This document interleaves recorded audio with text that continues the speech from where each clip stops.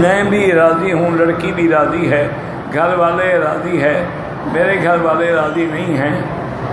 بہرحال اس کے اب یہ تمہاری اپنی مرضی ہے، تم جانو، تمہارے گھر والے جانو، یہ کیا مسئلہ ہے۔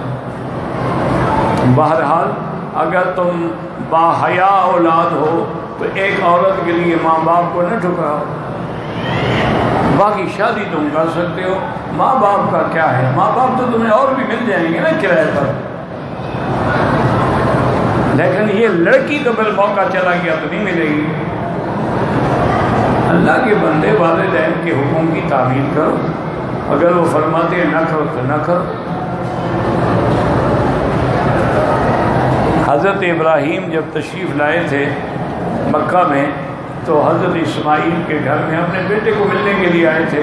حضرت اسماعیل گھر میں نہیں تھے تو ان کی بیوی تھی، پوچھا کہ یہ نہیں بتایا میں کون ہوں؟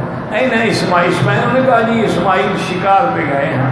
اچھا اس زمانے میں شکار یہ تو نہیں ہوتا تھا گھنٹے کے بعد واپس آئے، وہ تو جاتے تھے اور تیر کمان کئی دن لگ جاتے تھے۔ تو نے فرمایا اچھا تم لوگوں کا گزر بسر کیسے ہو رہا ہے؟ اور نے کہا بزرگوں کیا پوچھتے ہو، بڑی تنگی ہے۔ وہ شکار کر کے وہ پرندے شرندے لے آتے ہیں، کبھی مل گئے کبھی نہ ملے، تو یا پھر زمزم کا پانی ہے اور تو یہاں کچھ ہے ہی نہیں، ہم بڑے تنگ ہیں۔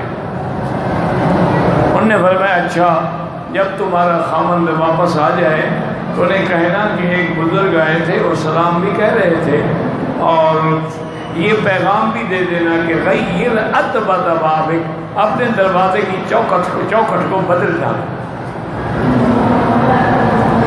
حضرت ابراہیم اسماعیل جب واپس آئے تو پوچھا کہ وہ کون؟ انہوں نے کہا ایسے ایک بزرگ تھے، شکر خدا کی بندی ہو تو میرا باپ تھا۔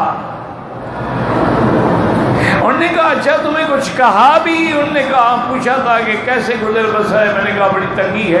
تو انہوں نے کہا کہ خامن جب آئے کہہ دینا غیر اتبت بابک۔ انہوں نے کہا میرا ابا مجھے حکم دے گیا میں تمہیں طلاق دوں، الے کی لیا جاؤ میں تمہیں طلاق دوں۔ جب باپ نے کہہ دیا بات ختم ہو گئی۔ ان پہ تو عشق کا بھوت سوار ہے نا، اس لیے ان کو نہ باپ نظر آتا ہے اور نہ ماں نظر آتا ہے۔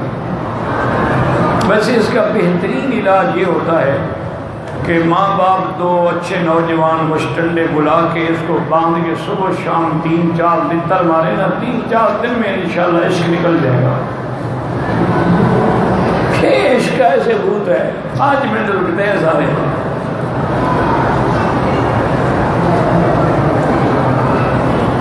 کوئی گناہ گار نہیں ہو گا، اس لڑکی کو تم سے اچھا شوہر مل جائے گا، اور تمہاری تو پہلے شادی ہے، ورنہ جہاں والدین کہیں وہ کرو۔ آج بچے یا نوجوان لڑکا ہو یا لڑکی وہ دل سے سوچتے ہیں، والدین عقل سے سوچتے ہیں کہ کہاں رشتہ مناسب ہے کہاں نہیں ہے۔